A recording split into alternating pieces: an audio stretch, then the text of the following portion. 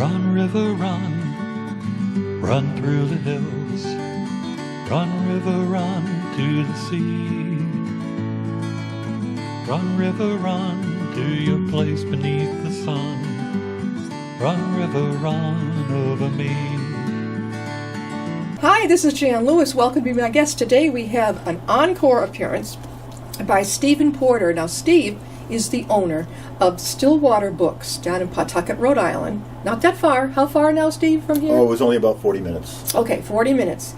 He is also the president of the Association of Rhode Island Authors, and we've had many authors from his group on here. Terrific, all of them. He's also the publisher of Stillwater River Publishing, right? Stillwater Publishers. So he's got a lot on his plate, and besides that, you're an author too. Yes, I do right. So he's been here with his own books. He owns his own bookstore. Do you have time to sleep? No. No. He's also wearing a tie today with blog. Did you like wear the that the books? last Yes. time with all the books on it? I try to, every time I do some kind of book event, I try to wear a book tie or a book pin or something. Are they getting you on television and radio down there in Rhode Island? Occasionally, we have our success. They should. Steve, when did you start your bookstore, the Stillwater Books? When did Well, you we opened Stillwater Books on March 1st. Of which year? Just this past Of year. 2018, Yeah, okay. just this past year. To great fanfare. We're the first independent bookstore that the city of Pawtucket has had in 25 years. So they were very excited when we announced we were going to open downtown. Yeah. And really, the bookstore itself, when you come in, it has a few missions. It's full service, just like you'll find in any Barnes & Noble or independent store around, with new book releases and bestsellers. Yeah. We also have thousands of off-price, remaindered, and used books. But really what sets us apart is we have about 350 titles represented in the store from local authors that you won't find anywhere else. I love that. We've met a fraction, because Steve has told me that this book group, this Association of Rhode Island Authors, how many members are in it now? We're right now at 325. That's a lot. And they're from all over Rhode Island? Are there any from Massachusetts? There are a few from Massachusetts, a few from Connecticut. We decided that when we set up our membership that Rhode Island is very small, and so if people live just kind of on the outskirts of the state, that's fine. Yeah. And also if they have a connection to the state in some way, maybe they were born in Rhode Island or educated in Rhode Island or have some property or live maybe seasonally in the state, that they could certainly be part of the membership. Now, Pat Hanley, I don't know if you remember, she lives over in, is it Barrington? Over on the side, and I think she's a member of the group. And she wrote there's another great book she's got coming out too. I mean, I hear so many of them coming on, and then the names just boom, boom, boom, boom. It's just, how would they reach you if they would like to join your group? Best way is through the internet. Okay. RIAuthors.org will connect you to the Association of Rhode Island Authors, and you can download an application or ask questions, whatever you need. Is there a fee per year? Just $35. That's not bad. If you're an author, come on, you can afford that. I know. And that gets you access to all our events, and we're an extremely active group where the association has events going on literally every week somewhere. There's a big one coming up, I was told, isn't it? Well, our biggest event of the year is on December 1st. Okay, that's the one. That's the big one. Yeah. That's at Rhodes on the Patuxent in Cranston. If anyone's from Rhode Island, you know Rhodes on the Patuxent well. Yeah. It's a big function hall, historic hall right on the Patuxent River in the village in Cranston. It's in Cranston, okay.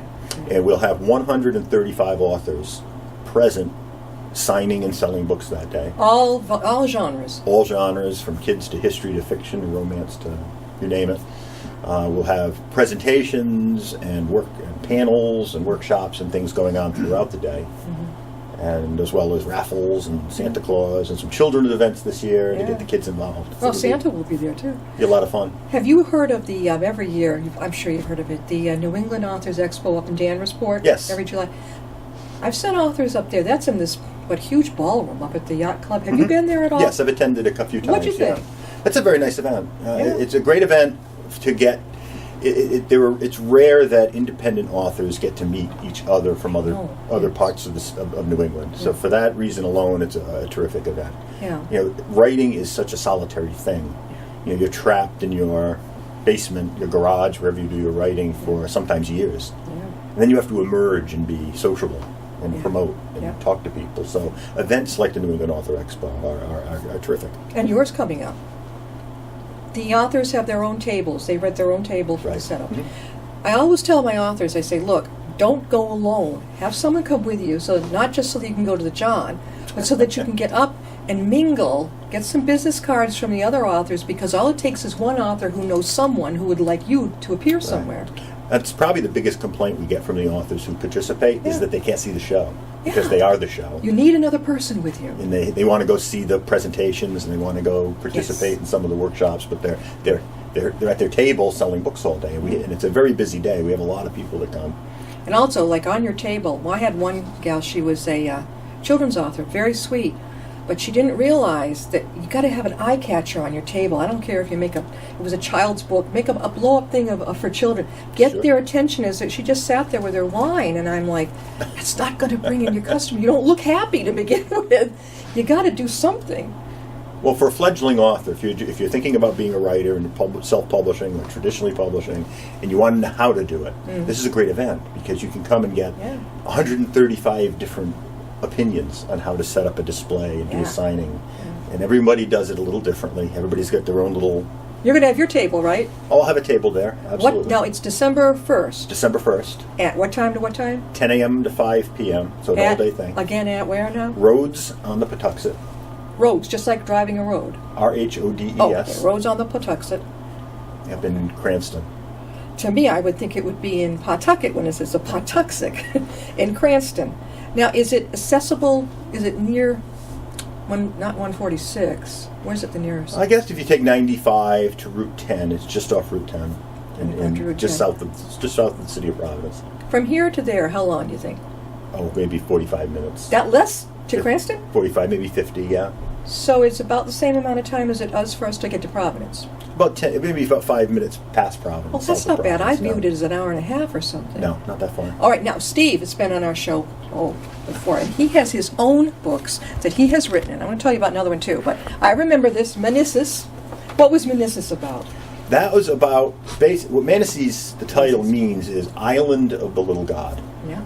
And it's the word that the Narragansett tribe in southern Rhode Island used to describe Block Island. So the island of Manassas. And I wrote the novel based on all the legends and history and things that were happening on the island. Yeah. And then created a fictional family who goes to this fictional island. And a lot of the history and the adventures and the legends that happened on the island play into the story. A rollicking adventure told through 1,000 years of history. That's a lot. Where you'll meet a brave native maiden, a demure pirate, prohibition rum runners, a vengeful witch, and many others, all connected through time by an inconspicuous pile of rocks. Where did you get the idea for that?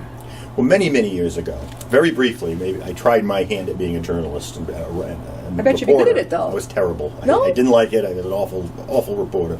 But my beat for one winter was Block Island. Oh, cool. And it's cool in the summer. Did you take the Block Island ferry? Oh, yeah, you take the ship. But when you go over in the dead of January and February, not a lot going on Block Island in the winter. So I had to really dig to find stories and things to write about. And I learned at that time a lot about the history and the legends of the island. Yeah. And that started playing in your mind as a writer, and eventually it came out as a book. Now, this came out 3 years ago? 4 years ago? About 4 years ago. Okay. But your first one that I remember wasn't it this one's Confessions of the Meek and the Valiant? That was my first novel. That was your first one. What was this one about? That is more your quintessential South Boston crime thriller. Yeah. And it takes place right about the time that the Winter Hill Gang, the old Whitey Bulger. Oh, Whitey Bulger. And all those folks have been arrested, and it's been broken up, but the effects of the crime still remain. And this young man who... you'll absolutely love him right from the start when you start reading about him, is sent off to New York to go to school, and some of those old-time, mob connections start to help him along while he's there. He's a Catholic kid from Southie. And you suddenly start to learn about his family's connections. Did you grow up there? No. I grew up in Rhode Island. And what part of Rhode Island were you from? A town called West Greenwich is where I grew up. I know West Greenwich. I think my brother and his children used to live in that area, East or West Greenwich. I remember that. I remember that quite. So this one was about 5 years, 6 years ago? Going back 7, yeah, it's been 7. a while, yeah. Now, I think my all-time favorite was one that Steve, well, you co-wrote. Right. Do It Anyway. This is Scared to Death, Do It Anyway. This is a true story about a man who had panic attacks big time. Everything from tunnels and elevators to crowds, you name it. And you helped walk him through it, didn't you, though, kind of? Well, we helped him walk him through the writing process. Yeah. Brian had an incredible story to tell, but Brian was not a writer. And he had started and stopped to tell his story. Brian was afflicted with panic attacks and anxiety attacks, really to the level of agoraphobia, which is essentially fear of everything. So whether you're in a tight space or a crowd or traffic or heights, everything gave him anxiety and panic attacks. But he's not that typical 98-pound weakling you think, just afraid of everything. No, there's a picture of him here. Yeah, he was a professional bodybuilder, weightlifter. Yeah. And how do you tell all the guys you're hanging out at the gym with and lifting weights and, being the tough guy that you're afraid to cross the street, you're going to have a panic attack? Yeah. So he lived with this his entire life and needed a way to tell the story about what he went through and how he overcame it. Right. And he came looking for a writer to help him do that. And that was you. I was lucky enough to get the... Were you friends beforehand? No, I didn't know him He before. just met you at the store?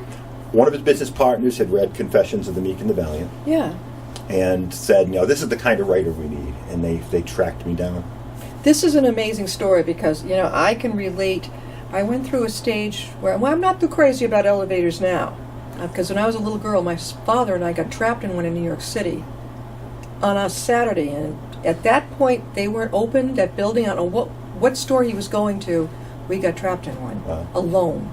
And if it hadn't been for the janitor, we might have been there all weekend. I don't know what was going through my father's head, but he kept his cool with me. Let me tell you, I don't think I ever got over that. Bridges? What's that one you got over the Newport Bridge? Oh, it seems like it's just never ending. And it seems like you're going to go over the edge. I hate that. See, what else? This guy and I had some things in common. So when I read it, if you've had any kind of panic attacks or anything, no matter how small it may seem to you, it is a horrible feeling. It's horrible, and Brian's were worse. Yeah. Because he had to, every day he would structure his day and build it around the panic that he was going to have during that day. Yeah. Depending what he was doing, whether he was driving to a business meeting or, having to maybe go on a trip. And there's a story in there which is it's very funny in a way when he talks about his wedding. Yeah. And you talk about anxiety anyway when you're getting married. Yeah. The families are coming in, and he was sure he was going to die, standing at the altar, just pass out and have a heart attack on the spot. Yeah. And then the added anxiety of then knowing I've got to get on a plane in 48 hours and fly somewhere. Yeah. And that almost killed him. And then. That wouldn't thrill me either. Then finally relax to get to your honeymoon destination, and you start to unwind and start to enjoy yourself. Go back. But you realize, I got to go back. Yeah. And another panic attack comes on, and that's how he lived every day of his life. When he was kind of dictating you were helping him write the story, could you feel any of what he was feeling when he was describing it? Oh, absolutely. He's a very genuine person. That thing when he got caught on the bridge in traffic, he had to get out of his car. He couldn't take it anymore, remember? And didn't one of the cops come up to him and say, "Are you all right, sir? You can't park there?" Yeah, well, he's heading to a business meeting. It's the middle of the summer. He's in the full suit. He's just starting out his business career. Yeah. He's terrified of traffic, terrified of heights, terrified of bridges, and of course, that's the day his car breaks down on the top of a bridge on the New Jersey Turnpike. Yeah. And he just can't stand it. And he gets out of the car and just starts running through traffic until a police officer sees him. And say, what are you doing? And he tries to talk himself out of it so he doesn't get in trouble. Yeah, It's just, I broke down, looking for help. Yeah. And the officer is kind of stern and says, you're not allowed to abandon your vehicle on the New Jersey Turnpike, and takes him back to the top of the bridge. And it's a pivotal point in the book, because at that moment he has to decide, do I run again? Or do I jump? And just get it over with. Yep. That's how serious that panic and that fear was within him. How many years did that last, do you think? He went through It that. was his entire life. I mean, he talks about it growing up with it. He calls it the thing. Yeah, I noticed it was. Does he still have some remnants of it? It absolutely to this day. And a lot of what the book talks about is how he learned to overcome it. Yeah. And now he goes on speaking to us, and he'll speak before groups. He will. And he'll look like the nicest, friendliest, most relaxed guy you've ever seen. Yeah. And the first thing he'll tell you is, I'm having a panic attack right now. Yeah. But I've learned to understand what it is. How to cope with it. How to cope with it. And I'm going to show you the tools that I use to overcome it so that it's not debilitating. One thing people need to remember is, I remember when I went through something like that, a counselor, somebody said to me, let go. I was so busy holding on to it, it didn't even occur to me, let it go. It's not going to kill you. Ride it out, and you'll get to the other side. Mm-hmm. It's going to feel horrible in the interim, but as you go on, you learn that it's not going to kill me. Really, I think that's the worst. I think when anybody goes over a bridge, and let's just say there's traffic and you get stuck on the top part, right in the middle. Right. You're like, what if this thing goes down? Why me? Why now? I'm going down. You're thinking the worst. Yep. Oh, no. Did he get over his fear of planes? He still flies, yeah. I mean, does. he never got over it as much as he now has the ability to cope with it and understand it and deal with it, and it doesn't debilitate him anymore. He is giving. Afterwards, we're going to find. I've got to have him. Would he come on the show and share this with us? Very, very well, yeah. Okay. I can certainly get a message out to him. This is very common. A lot of people keep it to themselves, and it's no shame at all. Lots of people have it. Panic disorder. It's very common. But it's humiliating when when he talks about being a boy and around his friends and having a blast, and they say, "Hey, let's go do the sleepover." Yeah. But he can't handle the dark. Yeah. He can't handle being outside his safe place. Did he ever trace back as to what caused it? It was just a chemical imbalance type of thing. He talks in the book a little. We talk a little bit about the medical issues and but there was never a definitive answer as to why. Yeah, I think what I have read, there's a possibility it runs in families. I think my dad went through a very brief period where he would get hyper sitting in a barber's chair. He would feel trapped in a barber's chair. Now, I'd never heard of that one. No, I haven't heard of that either. But I think that's a valid point, that it probably did come through his family. But again, that stigma and that embarrassment. Yeah. And, he talks a little bit there about his father, and he's very proud of his dad. He's this strong, directed kind of guy. Yeah. He's not going to admit having panic attacks. He's going to hide it and bury it. Definitely. I think mostly guys, I think men hide it more, you think? Because girls will open up to me about it. Perhaps, yeah. Yeah. I think that men have that social need to be to be strong and independent. We are talking with Stephen Porter. He's here for his encore appearance, and this is your third or fourth time with us, isn't it? At least. Oh my third, gosh! Yeah. He is the owner of Stillwater Brooks, and that is in Pawtucket, Rhode Island. President of the Association of Rhode Island Authors, and we've had many of the authors, and still not all of them that are in that group. And he runs the publisher, Stillwater River Publishing. So if let's say you're an author and you want to get it published, if you don't feel like using CreateSpace, how can they contact you? Easy enough. You can go to any of our websites. We have several now, but Stillwater River Publications is the best, which is stillwaterpress.com. And shoot us an email. Mm-hmm. We work with authors now from all over the country. There you go. Started out with just a few Rhode Islanders and local folks that we knew. Yeah. But now we have clients from Wisconsin to Florida to Maine. There you go. And we've done about 150 books in the last 4 years. Are you working on a new book by any chance? When do you find the time? I don't. It's a miserable existence. Yeah. Where I've got personally 3 books in that have started. So you're multitasking. And I'm also I was just contracted to do another ghostwriting project. Yeah. For a woman who the story is essentially an amazing story. She was escaped Laos during the war. Yeah. Her father was a member of the military, was captured and sent away to die in a prison camp. Yeah. Where he was tortured and to be starved to death. And her mother, who was completely illiterate, managed to fool the authorities into thinking they were tourists and got them on a tourist boat and escaped from Laos. How did she find got them you? to the United States. How did she locate you as a ghostwriter? As a ghostwriter through the various writing groups and connections. And they yeah. could let her know. And the best part of the story is, as she grew up years later, there was a knock on the door one day, and her father had returned here in the United States, and he had spent all those years trying to find them because they changed their name and lied about their.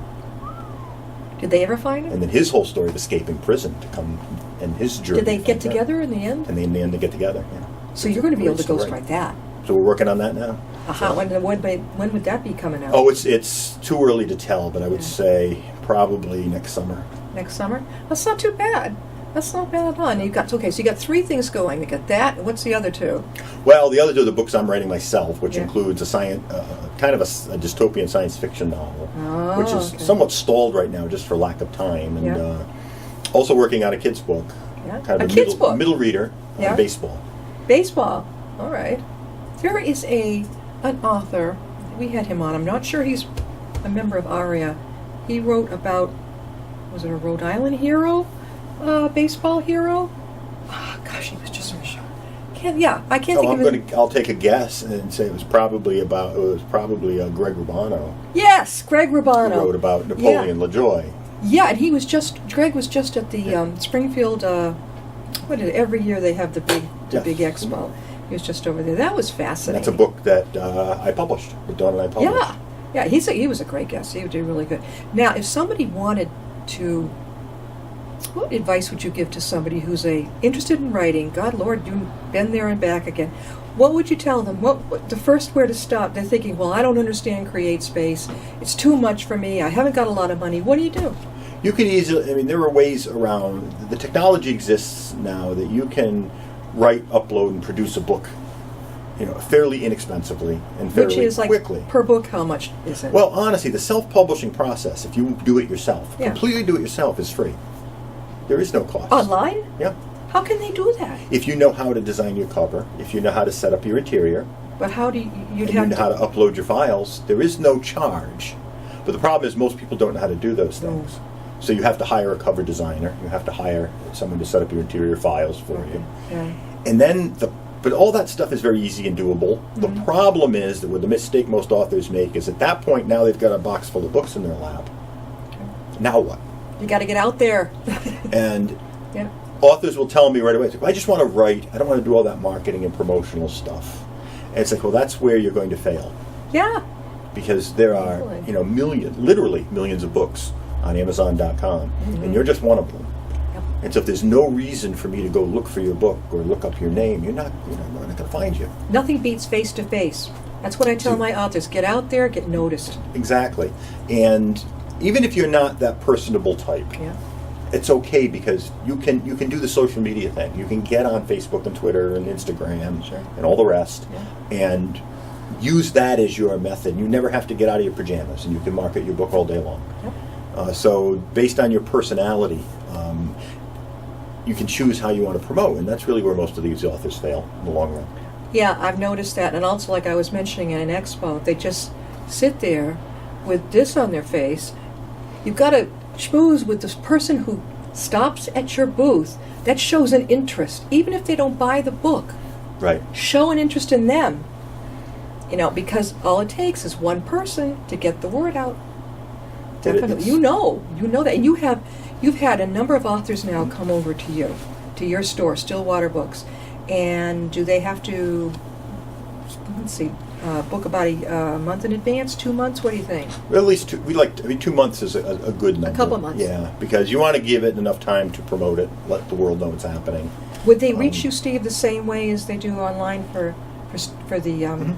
Okay, they would reach you the same way. Through Stillwater Press. We all have StillwaterBooksRI.com as well. But it's very hard. It's very hard either by Googling my name or Stillwater. Yeah. We'll come right up. So it's easy. Have you been up here to Westboro at Tatnuk Books at all? I did a signing at Tatnuk Books a few years ago. It's a great store. It is. Now, you were mentioning there's 2 kinds of authors, the ones who don't mind getting up there and speaking, and the ones who are like, oh my God, no.